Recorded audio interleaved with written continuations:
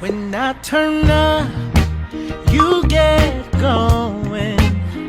At every stop, baby, oh, it's showing.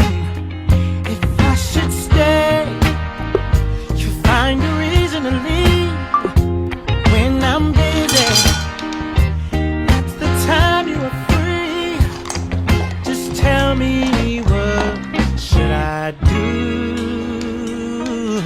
How can I get through? Oh,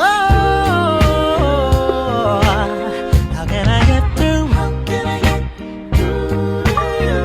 Tell me, baby, please. Playing started. Can I get through to you?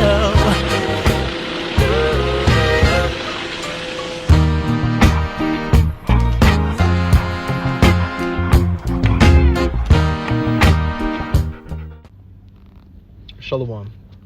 First off, I want to give all praise, honor, and glory unto Yahweh, Bahashem, Yahweh Shai, Bahabar Hakudash. I want to give double honors to the apostles and elders of GMS who have taught us this word and teach us this word today. I want to give a salutation unto the elect of the nation of Israel. This is the brother Yatazakba with the GMS Nebraska camp. This is GMS Endeavor.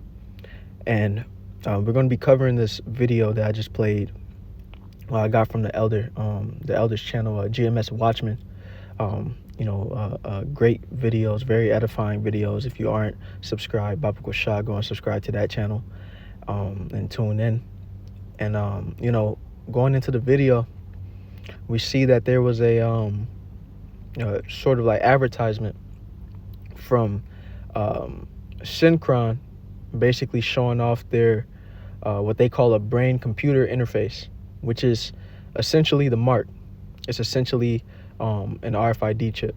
It's just a brain chip implant going by a different name. And we see that it was connected to the Apple Vision Pros, which is Apple's like VR headset type thing. And, it was connected to where the guy, he was paralyzed. He couldn't move, couldn't walk, couldn't speak. Yet with the use of this technology, he was able to text his family. He was able to look around the room and control different things, control his speaker, control his lights, do things that basically a person who can walk, a person who can speak, a person, who isn't paralyzed will be able to do. He was able to do with this technology. And so the first thing I'm going to grab is the scripture that the elder had above the video, which is Revelation chapter 13, verse 14. It says, "And deceiveth them that dwell on the earth by the means of those miracles which he had power to do in the sight of the beast." So this is a part of those miracles that is going to be shown off in the sight of the beast. Esau is going to be showing these different things that through his image and through his mark he is able to do, such as allowing a paralyzed man to take care of his household with this technology. Something that, do things that he maybe wasn't able to do before, to where before you probably needed, which he would still need a caregiver for certain things, of course. But, Esau is going to get to the point to where through his technology, anything you need done can be taken care of. He has robots to take care of your chores around the house. He has, his AI, his DeepSeek, his Chat GPT. If you need to figure out something, if you're having trouble writing something, or whatever you need help with, this AI can help you. His genetically modified food, his religion, his science, everything that he pushes is a part of his image. It's contrary to the Most High. It's Esau's way of life. And not the Most High's. As it says in 2 Thessalonians 2 and 4, He sitteth in the seat of the Most High, saying that he is the Most High, and so through the wisdom that the Lord has given him, through the technology that that the Most High has allowed Esau to get, he is doing these different miracles, which is going to deceive people into bowing to this image and receiving this mark. We see with this like advertisement, this is another form of gradualism, where just like how Apple has their iPhones, they put out their advertisements every year showing the new technology for the iPhone, showing the new camera feature, and they always drop the advertisements and people get, people see it, they want to go get it. Well, eventually this is what we're going to be seeing on TV, for our advertisements. This is going to be what's pushed. We know that Synchron is a company pushing this, but we also have Neuralink pushing it, and Stentrode pushing it, which is acting as a direct competitor to Neuralink.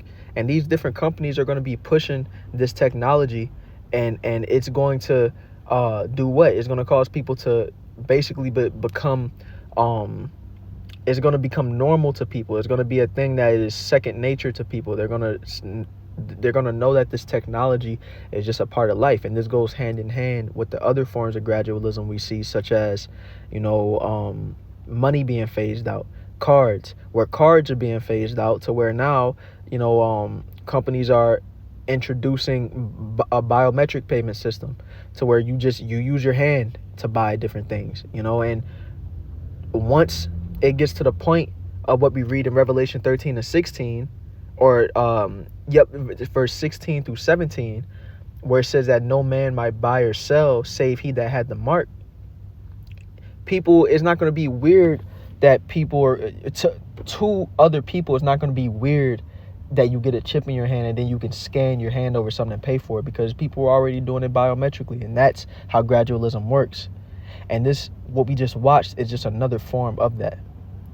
And so I want to go to Psalm chapter 64. Or first, I want to grab Sirach chapter 12, verse 10, which says, "Never trust thine enemy, for like as iron rusted, so is his wickedness. Though he humble himself and go crouching, yet take good heed and beware of him." And why do I bring this out? Because Esau is coming with this technology and this he's coming with his image, his agenda, as if it's a good thing. He's going to push it as if it is the answer to life. It is what people need to live a better life, to live well. They're going to push it as if it is just to help, but that's just Esau deceiving. That's why it says, though he humbled himself and go crouching, he's coming up like he's all nice, he's saying sweet things, he's showing this technology as if it's something good, but the whole time his true agenda, well, let's read the rest of the verse. It says, "Yet take good heed and beware of him, and thou shalt be unto him as if thou hadst wiped a looking glass, and thou shalt know that his rust had not been altogether wiped away," because his true agenda is to control humanity. It's for total surveillance, total control, total governance over people, down to the being able to surveil inside their body, being able to control their mind, literally, just like they showed with the Cognify prison system that they're planning to bring, to where instead of a person serving their prison sentence, they would basically use a brain chip, put them in this pod, and it will be as if they served a sentence, but really only 5 minutes passed. But it feels like it was 10 years for that person. It feels like they served the sentence. It feels, it said that with this technology, they would be able to instill the different emotions and the remorse that the person should feel for their crimes, which is showing that Esau wants to get down to the point to where he is controlling how we feel, controlling what we think, owning us. That's his ultimate goal. And people are just going to see the good in it of what Esau is pushing and think that it is, you know, a good thing. But as it says in Psalm chapter 64